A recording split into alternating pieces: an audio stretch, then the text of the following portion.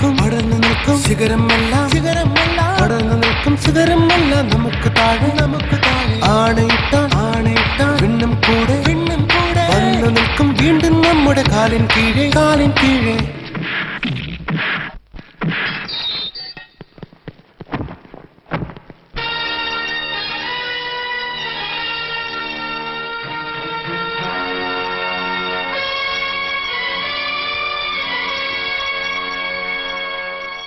പ്രതിക്കൂട്ടിൽ നിർത്തിയിട്ടുള്ള കാളിക്കും അവന്റെ സുഹൃത്തുക്കൾക്കും കൊല, കൊള്ള, ബലാത്സംഗം എന്ന കുറ്റങ്ങൾ ചാർത്തിയിട്ടുണ്ട്. ഈ കുറ്റങ്ങളെല്ലാം ഇവർ തന്നെയാണ് ചെയ്തതെന്നും അത് നേരിൽ കണ്ടുവെന്നും പലരും ജനങ്ങളുടെ കോടതിയിൽ സാക്ഷ്യം പറഞ്ഞിരിക്കുന്നു. ആയതിനാൽ കാളിയും അവന്റെ കൂട്ടുകാരും കുറ്റവാളികളാണെന്ന് തീർച്ചയായിട്ടുണ്ട്. മേലെ പറഞ്ഞിട്ടുള്ള കുറ്റങ്ങൾക്ക് ലോകത്തിലെ എല്ലാ കോടതികളിലും ശിക്ഷയായിട്ട് മരണമാണ് വിധിക്കുന്നത്. ജനങ്ങളുടെ കോടതിയിൽ എന്താണ് ശിക്ഷയെന്നത് നിങ്ങൾ തന്നെ തീരുമാനിക്കുക.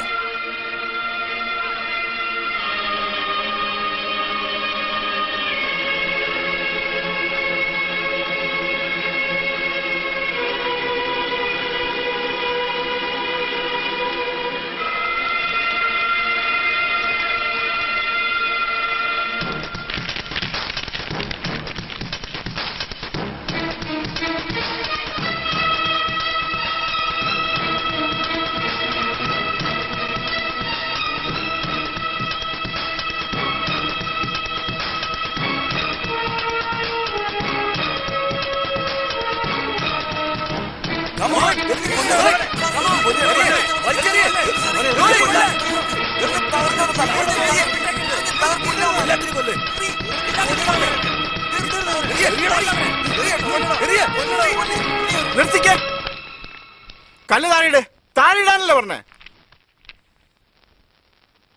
പോലീസ് വേണ്ട, കോടതി വേണ്ട എന്നൊക്കെ പറയാൻ നിങ്ങളാരാ? ഞങ്ങൾ പോലീസോ കോടതിയോ വേണ്ടെന്നല്ല പറഞ്ഞത്.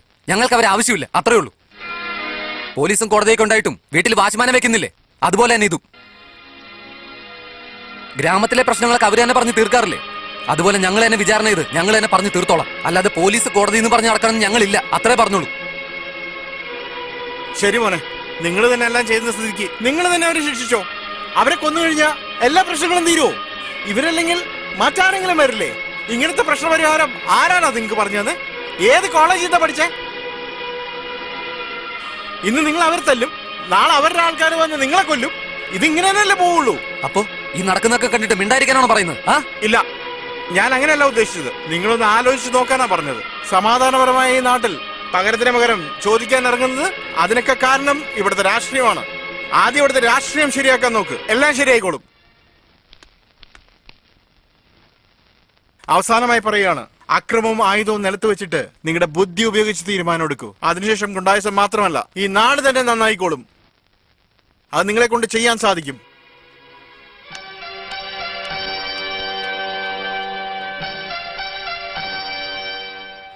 അവരയച്ചുവിട്ര.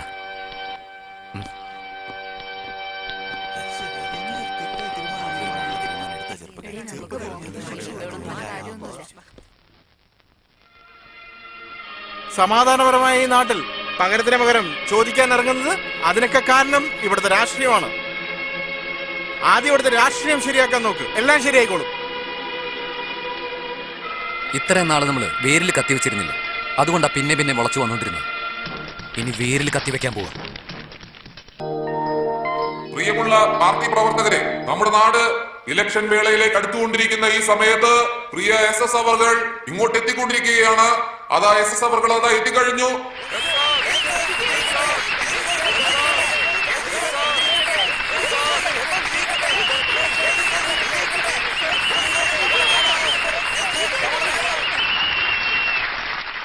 അദ്ദേഹം ഇവിടെ എത്തിക്കഴിഞ്ഞ സ്ഥിതിക്ക് ഞാൻ എന്റെ വാക്കുകൾ നിർത്തുന്നു. അദ്ദേഹത്തെ പ്രസംഗിക്കാനായി ക്ഷണിക്കുകയാണ്. ബഹുമാനപ്പെട്ട എന്റെ പ്രിയപ്പെട്ട നേതാവ്, നമ്മുടെ പാർട്ടിയുടെ മെയിൻ ലീഡറുമായ ചേട്ടൻ കാർത്തികേയൻ അവർകളും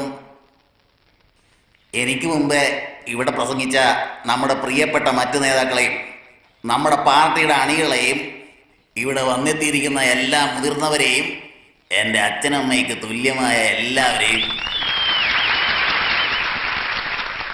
കഴിഞ്ഞ കൊല്ലം ഞാൻ സ്വിറ്റ്സർലൻഡിൽ ഒരു പര്യടനത്തിന് പോയപ്പോൾ ഒരു പ്രായമുള്ള മനുഷ്യൻ എൻ്റെ അടുത്തോട്ട് വന്ന് നിങ്ങളുടെ കേരളത്തിന് മാത്രം പെണ്ണുങ്ങൾക്കൊക്കെ നല്ല മര്യാദ കിട്ടുന്നുണ്ടെന്ന് പറഞ്ഞു. അത് വെറും കഥയായാലും അല്ലാതെ വെറും പാട്ടായിരുന്നാലും പെണ്ണുങ്ങൾക്ക് നല്ല പ്രാധാന്യം കൊടുക്കുന്നുണ്ടല്ലോ, അതിനെന്താ കാരണം എന്ന് ചോദിച്ചു. ഞാൻ ആ പ്രായമുള്ള മനുഷ്യനോട് പറഞ്ഞു, അതാണ് നമ്മുടെ നാടിന്റെ സംസ്കാരം. അതായത് നമ്മൾ സ്ത്രീകളെ വളരെ ബഹുമാനിക്കുന്നവരാണ്. അതുകൂടാതെ എന്നെ പോലുള്ള രാഷ്ട്രീയക്കാർ സ്ത്രീകളെ ദൈവത്തെ പോലെയാ കാണുന്നതെന്ന് ഞാൻ പറഞ്ഞു. അതുകൂടാതെ നമ്മുടെ കേരളത്തില് പിച്ചക്കാര് പിച്ച എടുക്കുമ്പോ കൂടി അമ്മ അമ്മ എന്ന് വിളിച്ചുകൊണ്ടാണ് പിച്ച എടുക്കുന്നതെന്ന് ഞാൻ പറഞ്ഞു. അല്ലാതെ അച്ഛ അച്ഛ എന്ന് പറഞ്ഞ് ആരും പിച്ച എടുക്കാറില്ല. നമ്മുടെ പിച്ചക്കാർക്ക് പോലും സ്ത്രീകളെ എത്രത്തോളം ബഹുമാനം ഉണ്ടെന്ന് ആ സ്വിറ്റ്സർലൻഡുകാരനെ പറഞ്ഞു മനസ്സിലാക്കി കൊടുത്തിട്ടാണ് ഞാൻ പിന്നെ ഇങ്ങോട്ട് വന്നേ. ഞാൻ സ്ത്രീകളെ ഇത്രയ്ക്ക് ബഹുമാനിക്കുന്നത് കൊണ്ടാണ് ഞാൻ ഓരോ വേദിയിലും എന്നെ പെറ്റെടുത്ത അമ്മമാരേന്ന് ഇത്ര ബഹുമാനത്തോടു കൂടി വിളിക്കുന്നത്. എന്നെപ്പോലെ നിങ്ങളും സ്ത്രീകളെ നന്നായിട്ട് ബഹുമാനിക്കാൻ പഠിക്കണം. പെണ്ണെന്നത് എപ്പോഴും നമ്മുടെ പെറ്റ തള്ളയെ പോലെയാണെന്ന് നിങ്ങളെന്നും ഓർക്കണം. ഇത് ഞാൻ ഈ ജനക്കൂട്ടത്തിന് മുന്നിൽ ബോധിപ്പിക്കുക.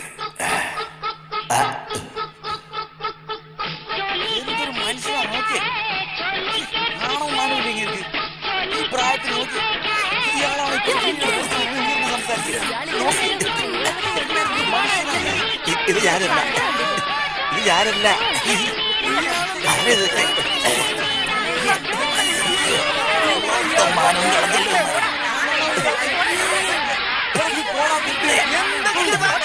ആരല്ല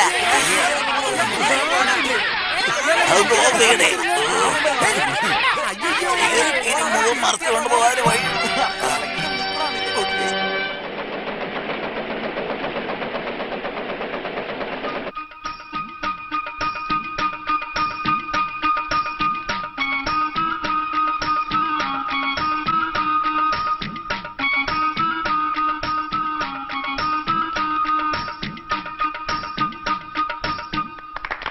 ചോളി കെ പീച്ചേ ക്യാ ഹേ, ചോളി പീച്ചേ ക്യാ ഹേ, ചോളി കെ പീച്ചേ ക്യാ ഹേ എന്ന് പറഞ്ഞാൽ അതിന്റെ അർത്ഥം എന്താണെന്നറിയോ? ബൗസിന്റെ അകത്ത് എന്താ ഇരിക്കുന്നതെന്നാ. ഒരു മന്ത്രി പാടേണ്ട പാട്ടൊക്കെയാണോ ഇത്?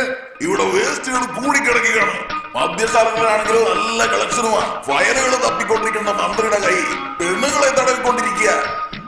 നമ്മളെല്ലാം മന്ത്രിയായി കഴിഞ്ഞാൽ തൊഴിലവസരങ്ങളാണ് ഉണ്ടാക്കേണ്ടത്, അണക്കെട്ടാണ് ഉണ്ടാക്കേണ്ടത്, സ്കൂളുകളും കോളേജുകളുമാണ് തുറക്കേണ്ടത്. അല്ലാതെ കണ്ട വൃത്തികെട്ട പെണ്ണുങ്ങളുടെ ബ്ലൗസ് അല്ലേ കാണേണ്ടത്. അഥവാ ഇനി മന്ത്രിക്ക് നാടിന് വേണ്ടി ഒന്നും ചെയ്യാൻ അറിയില്ലെങ്കിലും ഡാൻസ് നന്നായിട്ട് കളിക്കാൻ അറിയാം. ഇനി SS രാജിവെക്കാണ്ട് വേറെ വഴിയൊന്നുമില്ല. മന്ത്രിസഭയുടെ പ്രതിച്ഛായ മൊത്തം പോയെന്നേ. വേറെ വഴിയൊന്നുമില്ല. ഇത്രയും കാലമായിട്ടും സത്യം, ധർമ്മം, നീതി എന്നിവയെല്ലാം കാത്തു സൂക്ഷിച്ചുകൊണ്ടിരുന്ന നമ്മുടെ കക്ഷികൾക്ക് ഇപ്പോൾ പുതിയൊരു പ്രശ്നം ഉണ്ടായിരിക്കുകയാണ്. ഈ പ്രശ്നങ്ങൾക്കെല്ലാം കാരണക്കാരൻ മന്ത്രി SS ആണ്. മന്ത്രി SS പല പല സ്ത്രീകളുമായി ഡാൻസ് ചെയ്യുന്നതിന്റെ വീഡിയോ ഇറങ്ങിയിട്ടുണ്ട്. ഇതിനെക്കുറിച്ച് മാധ്യമങ്ങളെല്ലാം വാതോരാതെ എഴുതിക്കൊണ്ടിരിക്കുകയാണ്.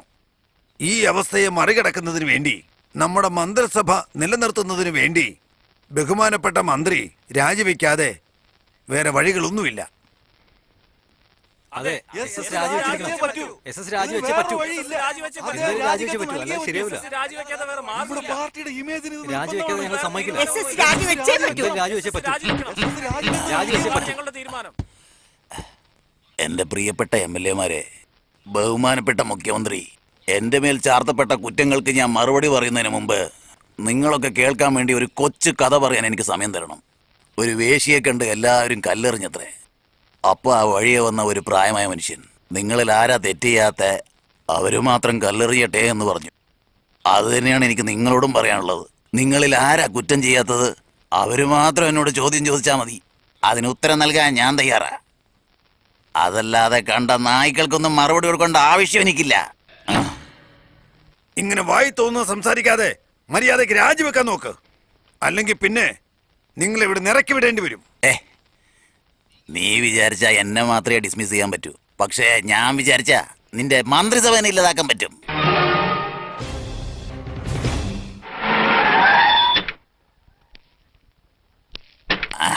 എത്രയും പെട്ടെന്ന് ഡൽഹിക്ക് വിളിക്ക്. നാളെ തന്നെ അവിശ്വാസ പ്രമേയം പാസ്സാക്കണം. ഞാനില്ലാത്ത മന്ത്രിസഭ ഇനി ഉണ്ടാവാനേ പാടില്ല. ഹലോ, അതെ. എടാ അറിവില്ലാത്തവനെ, ഞാൻ ആ ഡോക്ടർ അല്ലടാ. അത് പഠിച്ചിട്ട് MBBS വാങ്ങിയ ഡോക്ടറാ. ഞാൻ പഠിക്കാതെ വാങ്ങിയ ഡോക്ടറാണ്. ഞാൻ അപ്പോഴേ പറഞ്ഞതാ ഈ ഡോക്ടറായിട്ടൊന്നും എനിക്ക് വേണ്ടാന്ന്. നിനക്ക് പറഞ്ഞാൽ മനസ്സിലാവില്ലല്ലോ. ദേ വീണ്ടും ഹലോ. ഓ, ഏത് ബെല്ല അടിക്കുന്ന എനിക്ക് മനസ്സിലാവുന്നില്ല ദൈവമേ. ആദ്യം കോളിംഗ് ബെല്ലൊന്ന് ഊരി വെക്ക്, പിന്നെ കോൾ ചെയ്യ് ഡൽഹിക്ക്. ഇട്ടൊന്ന് വിളിക്കടാ. സാർ ഫോണിൽ നമ്പർ കാണുന്നില്ല സാർ. എങ്ങനെ കാണാനാ? കണ്ണാടി എടുത്ത് നെഞ്ഞിലോട്ട് വെച്ചാ, കണ്ണിലോട്ട് വെക്ക്. പി എവിടെ പോയി? ഇവിടെ ഉണ്ടാ. ഓ